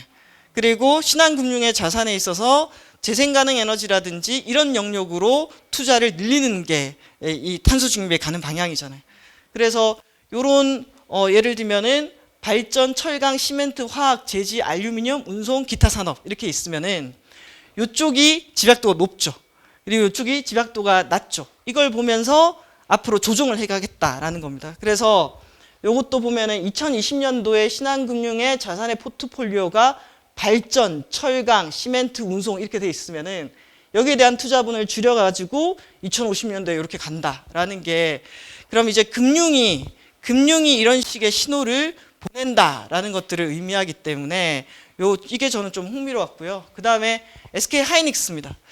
SK 하이닉스가 이제 스코프 1, 2, 3라고 이렇게 계산해가지고 총량이 이렇게 나왔잖아요. 보면은 구매 원부자재, 해외 수송, 수입할 때 수출할 때, 폐기물, 해외 출장, 직원의 출퇴근 이렇게 해가지고 스코프 3를 계산해 넣은 거예요. 그러면 직원의 출퇴근 느낌 오시죠? 그래서 그런데 생각보다 직원 출퇴근 되게 많네? 이런 숫자들 있잖아요. 그래서 이렇게 스코프 3가 해당이 되고, 이걸 줄여야 되다 보니까 어떻게든 이 아리백이라든지 이런 것들이 연결될 수밖에 없고, 그랬을 때 저는 또 흥미로운 게 보시면은 2018, 19, 20, 21 뭐가 되어 있죠? 숫자로 나타나고 있다라는 거예요. 숫자로. 그래서 이 보고서가 이번만이 아니라 내년, 후내년 쭉쭉 나오겠죠. 그러면 SK도 탄소 중립 선언을 했어요. 그럼 이 그래프가 어떻게 돼야 되죠? 이렇게 내려가야 되는 거죠. 근데 이 추이들을 보게 되면은 확 뛰었어요. 근데 갑자기 확 뛰는 데는 예를 들면은 스코프 3가 추가가 됐기 때문에 이런 것들은 있겠지만, 그래서 저는 이게 의미가 있다라는 게, 시민들이 그 기업이 실제로 온실가스를 줄이는지 안 줄이는지를 연간 데이터로 확인할 수 있다라는 거. 그리고 또 다만 지금 스코프 3 같은 경우에는 아까 스코프 3를 어디까지 넣을 거냐, 1번부터 15번까지 있어요. 그래서 어떤 기업은 3개 하기도 하고 어떤 기업은 7개 하기도 하고.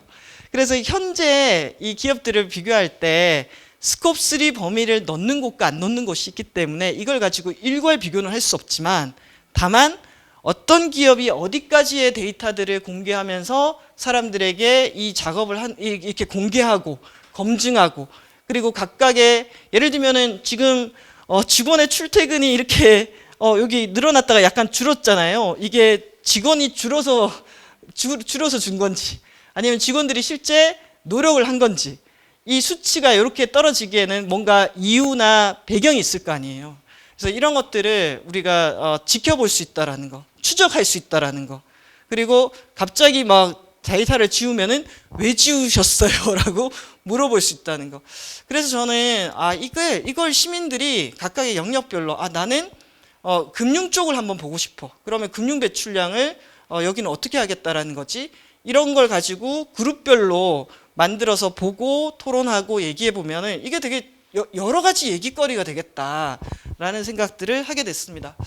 그리고 최근에 나온 보고서 중에 상도 받았더라고요. 예, 그래서 보고서를 중에 삼성 바이오로직스의 TCFD 보고서가 있어요. 근데 그 TCFD 보고서 이 표지나 자료를 보면은 이런 게 있거든요. 기후변화 사무국이 작성했고 문의하실 때 기후변화 사무국에 문의해달라. 자, 이 얘기는 이제 관리할 수밖에 없는 거예요. 그럼 기업마다도 아마 저희 이번에 보고서 했을 때 저희는 시민들이 신청했으면 좋겠는데 왜 이렇게 선수들이 신청하시지? 이런 얘기 생각을 했었거든요. 그래서 실제로 기업 안에서도 사무국이 구성이 되고 이걸 관리하는 사람들이 늘어나고 있다라는 거고, 이 바이오로직스 같은 경우에도 여기 보면 스콥 1, 2가 있죠. 그리고 여기는 1번부터 갑자기 9번 있고 몇 개는 빼고 지금 하나, 둘, 셋, 넷, 다섯, 여섯, 일곱, 여덟, 9개에 대해서 스콥 3를 계산해 냈어요. 그러니까 훨씬 더 항목을 추가를 한 거죠. 그랬을 때 이 그래프, 자, 2021년도의 배출량인데 이게 이렇게 떨어지는 거예요. 근데 여기에서 딱 보시면은 스콥 1, 2에 비해서 스콥 3가 월등하게 많다라는 걸 알 수 있죠. 그런데 스콥 1, 2는 내가 관할할 수 있어요. 삼성 바이오로직스가 관할할 수 있어요. 근데 스콥 3는 다 예를 들면은 협력업체들, 뭐 운송, 뭐 폐기물, 뭐 이런 거니까 스콥 3는 오히려 더 관할하기가 어렵잖아요. 근데 여기서 바로 공급망 이슈가 강력하게 발생을 합니다. 여기서 딱 얘기하고 있어요. 우리 헬스케어 산업의 온실가스 배출 현황이 이런데 사실상은 정말 상당 부분이 업스트림이 86.4%야. 여기서 거의 많이 배출이 돼. 그리고 다운스트림도 이 정도 돼. 물류 뭐 이런 거. 그럼 이거 어떻게 관리하지? 라고 했을 때 그 보고서를 잘 읽어보면 이런 문장이 나와요. 공급사들이 우리한테 납품하는 공급사, 협력사들이 목표 수립하고 배출량 산정하고 감축 활동할 수 있도록 이행 수준을 평가하고 등급별로 관리하겠다. 이게 무서운 말이잖아요. 너네 탄소 줄이는지 안 줄이는지 우리가 너네 목표하고 데이터 설정하고 하는 거를 매년 관리할 거야. 우리한테 보고해. 근데 실적이 안 좋아. 그럼 우리 너네랑 같이 못 가겠네. 이렇게 된다는 거예요. 그래서 이게 스콥 3라는 게 들어가면서 줄줄이 서로 엮이는 공급망에서의 탄소 중립화가 연결되는 것을 의미하고, 이 아까 애플 얘기했듯이 사실 한국에서 애플과 거래하는 기업이 13곳이에요. 근데 2030년 공급망 탄소 중립이잖아요. 그러면 이제 긴장할 수밖에 없죠. 그래서 이제 글로벌 공급망과 ESG 했을 때 공급업체, 3분의 1은 공급업체, 스콥 3가 80%를 차지해. 그래서 결국은 공급망에 대한 탈탄소와 내가 직접 생산하는 것도 있지만 엮어서 협력업체들에게 탄소 중립을 요구하고 아리백을 요구하는 것들이 매우 늘어나게 될 거다. 그래서 이제 다국적 기업들은 2025년까지 전환이 느린 업체와 계약 파기한다라는 건데, 이 보고서를 찾아가서 읽어보면은 이렇게 공급망에서 CO2를 줄이지 못해서 이 수출에 손해를 입게 되는 국가들 리스트에 이제 이런 국가들이 올라가 있다라는 거죠. 그래서 공급망 단위의 준비가 필요하다라는 것들을 얘기해 주는 거고, 이 넷제로 트러커에도 딱 들어가면은 이제 여러 기후 위기에 대한 관심도와 이 대기 중에 온실가스를 배출하는 행위를 그냥 두면 안 되겠다라는 그룹들과 감시의 눈초리가 많아지기 때문에 지금 보면은 딱 기업이 리스트가 나오고 매출 규모가 나오고 언제가 탄소 중립 규모인지 보면 애플은 2030년 돼 있거든요. 그리고 이들이 스콥 3까지를 커버하는지 애플 커버한다고 돼 있잖아요. 그래서 이런 것들이 하나하나 추적되고 업데이트되고 있다라는 것들도 봐야 될 것 같아요. 그래서 아까 뭐 넷제로 보고에 이게 난감하네. 그 다음에 우리나라 기업 30%가 재생에너지 사용을 요구받았다. 이런 것들이 서로 연결돼서 가고 있다라고 보시면 될 것 같습니다. DHL의 사이트에 들어가 보면요, 아까 생산된 제품을 수송하고 사용하고 폐기하는 단계도 스콥 3 안에 들어가잖아요. 그러니까 이제 물류 분야에서 너네 저탄소 방식으로 아니면 탄소 배출을 줄인 방식으로 물류나 수송을 감당해 줄 수 있어? 라는 이런 요구들을 받는 거죠. 그래서 이제 DHL을 가게 되면은 우리 가능해. 우리 어떻게 하냐? 우리 전기차 사용해. 우리 재생가능 에너지 사용해. 와, 독일은 탄소 완전 배출 제로 물류까지 요구해서 우리 마지막 최종 단계는 자전거로 물류를 해. 그래서 우리 독일에 28,500대 자전거 물류가 있어. 와, 이거 보면서 저희 요즘에 녹색 일자리 연구하고 있거든요. 그래서 한국에서는 자전거를 수송 수단으로 안 치다 보니까 자전거를 통해서 일자리가 만들어지는 게 너무 없는데, 와, 이거는 이렇게 연결되거나 물류의 녹색화까지 하게 되면은 자전거를 우리가 그냥 하는 게 아니라 카고 자전거 같은 거 있잖아요. 이런 걸로 배달도 가능하겠는데? 라는 이런 생각이 들더라고요. 그래서 예를 들면 이동을 항공으로도 하고 차로도 하고 자전거로도 하고 화물로도 하잖아요. 그리고 여기서 또 중요한 게 이제 모든 눈에 보이지 않는 온실가스를 뭐 하는 시대? MRV를 하는 시대. 탄소 발자국을 측정하고 검증해 주는 시대. 그러니까 왜냐하면 여기도 저기 데이터로 써야 되잖아요. 그럼 내가 물류를 다른 방식 아니라 이 방식을 선택했을 때 CO2가 줄어든 방식으로 했다라는 것들을 입증하려면은 그게 뭐가 있어야 되죠? 증서가 있어야 돼요. 데이터가 있어야 돼요.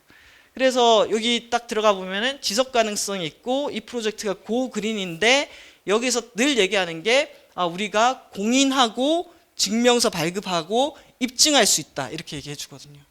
그래서 이런 게 상당히 큰 흐름이고 거기에 이제 지금 여러 ESG가 아주 민감한 품목이 있는데 자동차하고 패션이에요. 자동차하고 패션.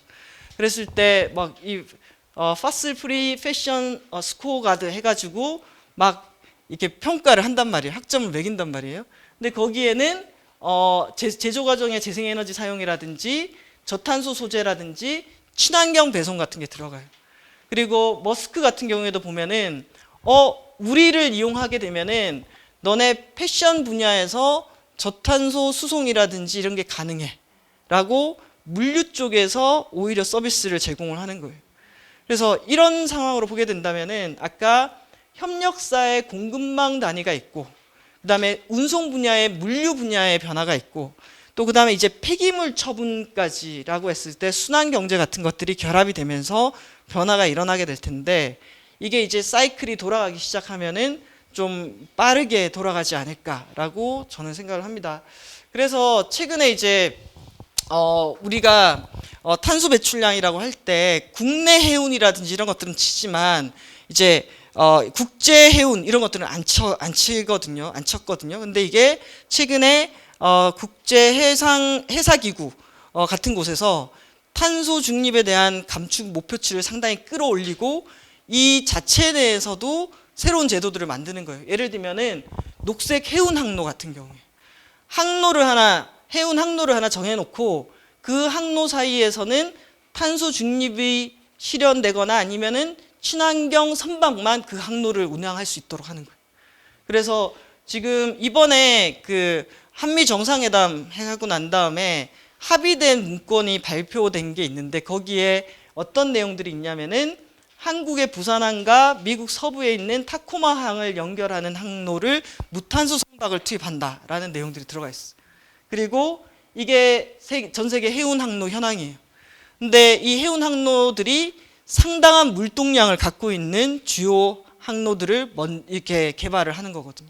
그리고 이런 녹색 해운 항로를 6개 이상 갖고 있는 이 선언, 그 6개 이상 갖고 있는 국가들로 하여금 어떤 클럽에 뭐라고 이렇게 가입하게 하고 촉진시키고 하는 게 있어요. 그래서 오히려 이렇게 제도화되면은 속도가 더 빨리 날 수 있겠다. 그래서 한국의 조선사들도 최근에 이 녹색 해운 항로에 취항을 하려면은 어떻게 해야 돼요? 지금처럼 막 벙커 시유 이런 거 안 되는 거예요. 그러면 배 바꾸고 속도를 낼 수밖에 없는 거죠. 그래서 자세히 보면 이런 연결 고리들이 물고 들어가면서 변화를 만들어낼 거다. 그리고 이런 것들이 이제 정말 중요한 거는 선언은 저는 웬만큼 했다고 생각해요. 선언은 막 무슨 선언 많이 했어요. 우리나라 심지어 지자체도 우리나라처럼 탈석탄 선언을 많이 한 지자체가 없어요. 문제는 그 선언에 가입한 국가들이 이제 얘기를 하죠. 아니 한국은 선언은 많이 했는데 왜 줄지는 않는 거냐 이런 얘기를 많이 하거든요. 그러면 이때 이제 중요한 거는 정말 기업들도 선언 너무 많이 했어요. 지자체도 선언 많이 했고요. 국가도 선언했지 않습니까? 이제는 이행 점검하는 것을 감시하는 체계를 갖춰야 되고 여러 사람이 이걸 보고 있다라는 것들을 저는 보여줘야 되지 않을까라는 생각이 듭니다. 그리고 우리 한국일보의 신혜정 기자님께서도 같이 듣고 계시는데 이 관련해서 기사를 많이 다뤄주시고 그린워싱 탐정 이런 것들도 얘기를 많이 해주시고 근데 확실히 저는 달라진 게 2009년도쯤에도 녹색 성장 얘기하면서 녹색 얘기 많이 나왔었거든요. 근데 그때도 그린워싱을 얘기했는데 요즘은 언론이라든지 지켜보는 눈들이 있으니까 기업 자체 내에서도 그린워싱에 대한 경각심을 좀 갖고 있는 것 같아요. 예를 들면 뭐 탄소 중립 윤활유 뭐 이런 거 얘기했다가 크게 이제 지적받기도 했고 또 이런 것들 한국에 있는 한국에 있는 시민사회 같은 경우에도 아니 현대건설이 왜 이렇게 베트남에 석탄 화력 발전소를 짓냐? 현대가 전기차 만들면서 막 친환경 자랑하지만 같은 최대 주주인 현대건설의 최대 주주인 현대차가 전기차 만들면서 베트남에 석탄 발전소 짓는다. 아이오닉이 아니라 아이러닉이다. 이렇게 메시지화를 하는 거예요. 그래서 이제는 많은 이들이 지켜보고 있다라는 거. 그랬을 때 이게 미국의 탄소 중립 경로예요. 그리고 이게 독일의 탄소 중립 경로. 이 특징을 보면은 오늘 이렇게 내려가는 그래프들 많이 보시죠. 저는 그래도 적어도 인류가 이렇게 가야 된다는 거에 대한 합의점 갖고 있다. 문제는 어떻게 갈 거냐인데 또 미국이나 독일하고 한국은 또 달라요. 저 국가들은 교토 체제 이후에 그래도 내려가는 경로에서 학습이라든지 이 기반이 좀 만들어졌다면은 우리는 정말 쫙 늘어나서 우리가 줄었던 것은 이 IMF하고 이게 코로나 때 줄었다가 다시 반등했잖아요. 이게 이렇게 내려가서 이게 이렇게 맞춰줘야 되는 거예요. 이게 배출량이고 이게 산림 흡수량이거든요. 여러분 우리가 얼마만큼 해야 되는지 감이 오시죠? 여기서 여기까지가 약 1억 한 6천만 톤 줄이고 여기서 여기까지가 거의 뭐 4억 톤 이상을 줄여야 돼요. 우리는 정말 뒤로 계속 미루는 닥쳐서 숙제를 한다라고는 하지만 이 정도의 변화는 닥쳐서 할 수 있는 정도가 아니고 이게 미뤄지면 미뤄질수록 고통이 크겠죠. 이번에 탄소중립 녹색성장 기본계획인데요. 다른 영역보다 정말 우리는 여기서 다 줄이겠다고 생각하는 것 같아요. 전환하고 수송. 근데 이 전환하고 수송이 어떻게 전개가 될 거냐라고 한다면은 2030년까지 석탄 발전소 20개가 빠지는데 과연 이렇게 20개 빠지는 거에 대한 지역의 준비가 돼 있냐? 그럼 거기 일하는 사람들은 준비가 돼 있냐? 이게 있고 지금 43만 대의 전기차가 450만 대로 가게 될 텐데 그랬을 때 부품 산업이라든지 또는 주유소는 어떻게 변할 것이며 이 정비 공장들은 어떻게 변할 거고 또 자동차는 매우 속도가 되게 빨라요. 이미 기술화되어 있기 때문에 그래서 미국이라든지 심지어 중국의 전기차 어마어마하잖아요. 그래서 이렇게 막 속도를 내면서 여기에 플러스해서 스콥 3까지 간다고 했을 때 이 변화가 파생해서 일으킬 변화는 뭘까? 거기에 대해서 우리는 준비는 돼 있냐? 뭐 이런 것들 같이 얘기해 볼 수 있을 것 같아요. 그래서 저는 탄소 중립 TCFD 하나를 가지고도 이와 연결된 여러 가지 스토리들을 좀 얘기해 줄 수 있고, 이제 우리가 시민들도 이제는 기후변화에 대한 여러 얘기들을 다양하게 접하고 있거든요. 그래서 우리가 좀 더 깊숙이 기업들을 들여다보고 변하도록 유도하고 보고서를 우리가 읽고 있다는 신호를 보내고 이런 것들을 많이 얘기를 해야지 우리도 좀 변화를 이끌어낼 수 있지 않을까라는 생각이 들어서 네, 말씀을 드렸습니다. 그래서 저는 여러 가지가 TCFD 안에 담겨져 있는 여러 가지 맥락을 같이 읽으면서 한번 준비를 해보자. 그래서 오늘은 저희가 이렇게 개괄적으로 얘기를 했다면은 다음 시간에는 공급망 실사 제도를 볼 거고, 세 번째 시간에는 저희가 어떻게 읽었는지를 좀 구체적으로 말씀드릴게요. 그래서 저희가 보고서를 쫙 한 50개를 읽어봤는데 이 중에서 이런 기업들도 있어요 라고 저희가 어떤 것은 이르기도 하고 어떤 것은 같이 한번 놀라기도 하고, 이런 과정을 저희가 세 번째 시간에 가져보도록 하고, 여러분들께서도 나 이 기업 궁금해 라고 하면은 저희가 그 모아놓은 것들을 어떻게 좀 보낼 수 있을지는 모르겠습니다만은 다운받아서 한번 읽어보시면은, 한 권이라도 처음부터 끝까지 읽어보시면은 이게 이런 맥락이구나 라는 걸 이해하시게 될 거예요. 그래서 앞으로 3번을 더 하면서 저희가 한번 잘 공부를 해봤으면 좋겠습니다. 네, 여기까지입니다. 감사합니다. 네.